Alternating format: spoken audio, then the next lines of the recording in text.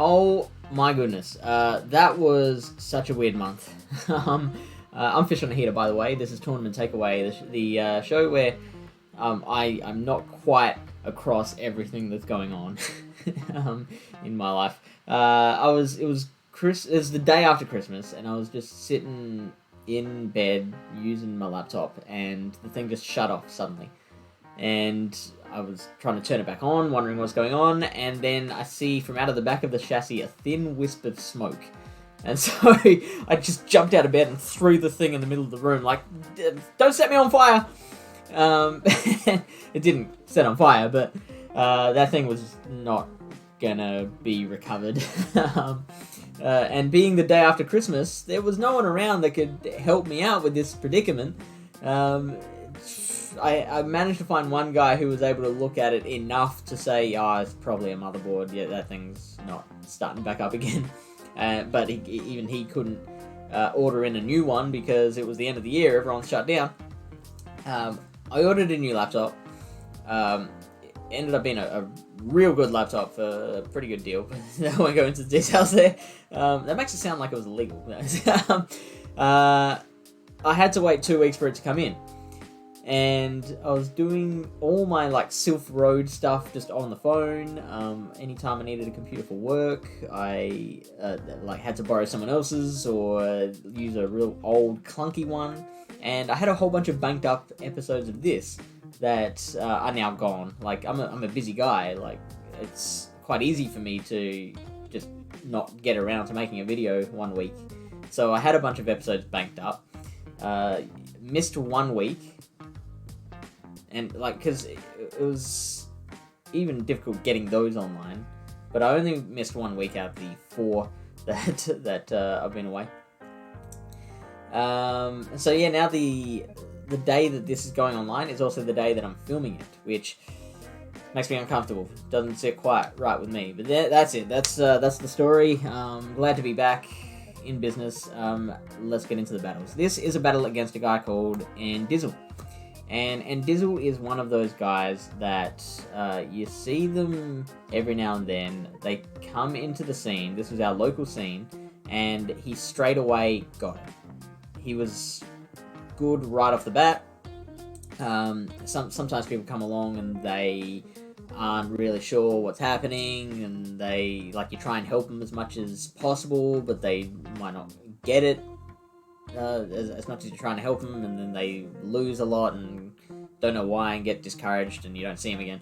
And Dizzle, not that guy. It was the first tournament he played was a 5-rounder, and he won his first 3 matchups of that tournament. He came up against me in the 4th round and pushed me to 3 battles. I did get over him in the end, but they were close battles. This isn't that one.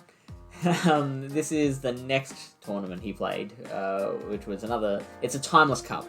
I know Timeless Cup was 3.5 weeks ago now, but this was such a good battle. I really wanted to show it to you. We matched up in the first round of this particular tournament, and this is battle 2 of the matchup. So here it is. And first we are starting with Blaziken versus Celio. Now, obviously, that is a very good matchup for me. So I'm just punching away at the Celio. I managed to get to a Blaze kick. So I'm thinking to myself, he's probably building up enough energy to go back-to-back body slams. Now, I figured I could tank 1 body slam before moving on. But it turns out it was a Water Pulse, which really caught me off guard. I was expecting it to have Body Slam / Aurora Beam. But now, since I knew that it didn't have any ice moves, I felt safe bringing out the Dragonair there and just farming it down. I tanked the Body Slam, so I've still got 2 shields up.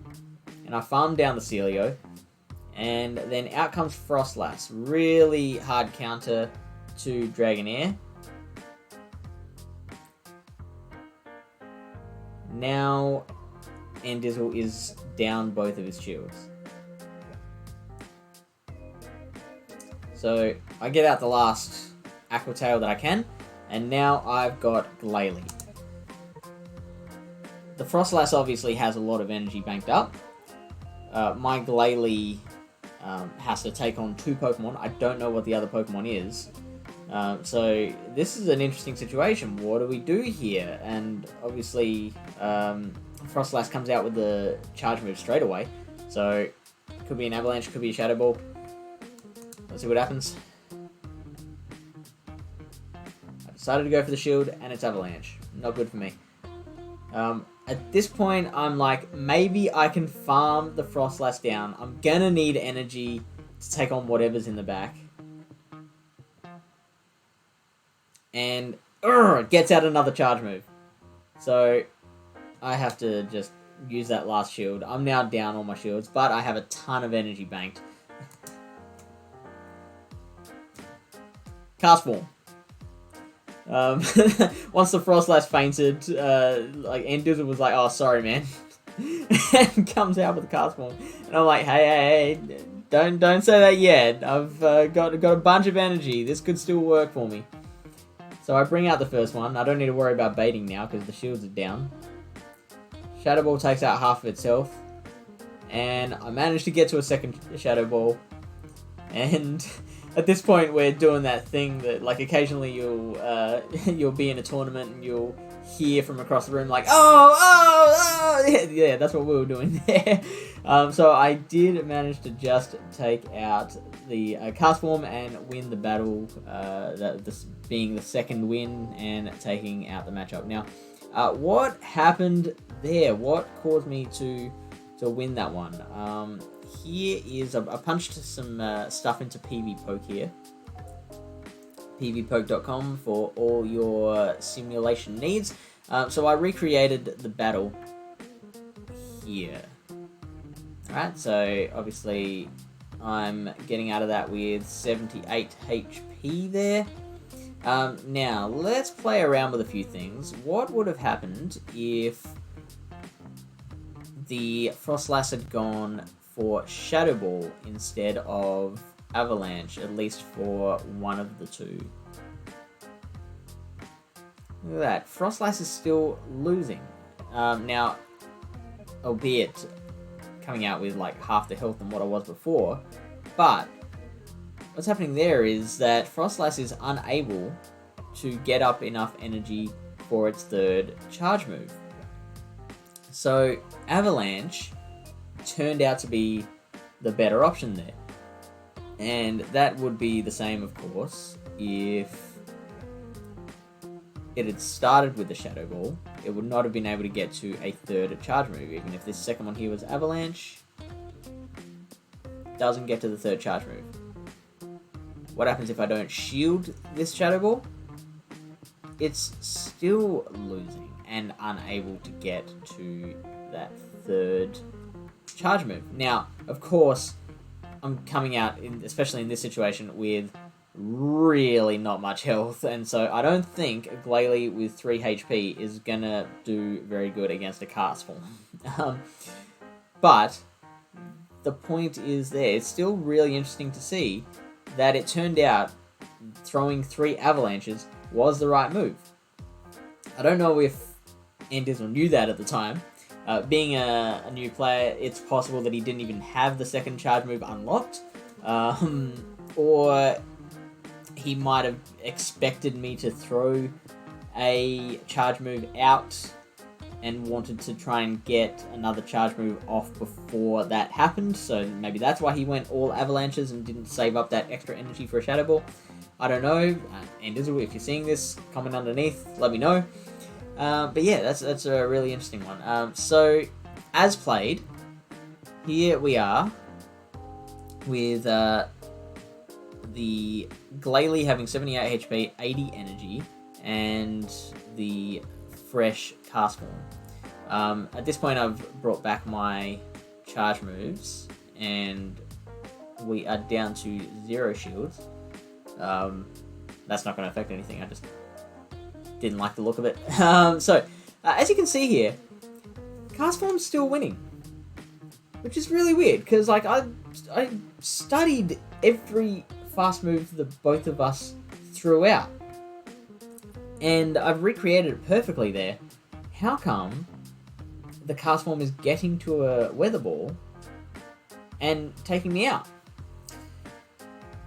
So I figured out that in this particular sim, the second shadow ball is not fainting the cast form, where in the original video it did. So if we look up here, I have my sims set to default to the max stat product mod, so the rank 1, because I feel like if you're going up against high level players, they're usually gonna have their mons a lot closer to rank 1 than what the default IVs are, which are around the rank 500 mark. So I've set them all to maximum, and so this cast form has 3, 14, 15 IVs. Now let's see what happens when we drop 1 HP IV. So it is getting out with 3 energy with the full IVs. If we update it, look at that, it drops to 2 HP left. If we drop it another HP IV, still 2. Drop it down to 12. It's down to 1 now. And if we go down to 11, there we go. I'm managing to take out the cast form. Now, the caveat to that is that I'm still having to throw a couple of ice shards there to finish the job, because it's left with 5 HP. But obviously, what we've got here isn't exactly the IVs that Enders are used. Let's start up a new tab here. We are going to go into Go Stadium's IV analysis.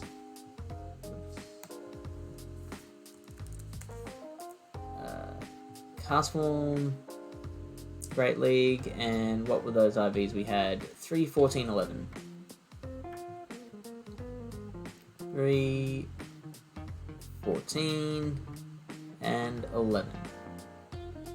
That is a rank 141 with a 97.96, 98% max stat product. Now, I'm going to guess that Dizzle's cast form was even lower than that in terms of stat product. And that is the only thing that saved me in that battle. If Dizzle had a slightly better IV cast form, I think he would have taken me out. So that is really good on him for getting that close. So much closer than what it looked like. So what's our takeaway there? Just being across the capabilities of your Pokemon, with that Frostlass battle, and Dizzle, like I said, made the right call just throwing all avalanches, because if he'd gone with a Shadow Ball, then he wouldn't have been able to get another charge move out, and so I would have had maybe a shield in hand heading into the final battle, or extra HP, or maybe less HP, I don't know. But yeah, it wasn't a bad move going the avalanches, and if you are aware of how much an opposing mon is gonna do, how much damage it's gonna do to yours, then that'll help you to make those better decisions on which charge move to go with, whether to bait, whether to just go straight for it. Yeah, that's it. Hopefully you took something from that video. Like and subscribe. For every like and subscribe I get, that will give me 1 extra ice shard worth of energy to take into my next tournament, because that's definitely how trainer battles work. And I will see you next week, I hope.